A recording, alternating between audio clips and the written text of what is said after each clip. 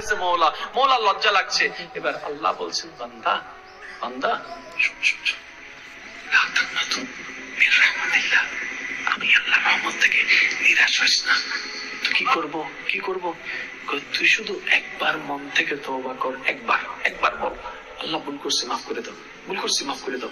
ইন্নাল্লাহা ইয়াগফিরুয যুনুবা জামিআ, তুই মাফ চাইবি একবার, আমি রহমান মাফ করে দিব তোর সারা জীবনের গুনাহ।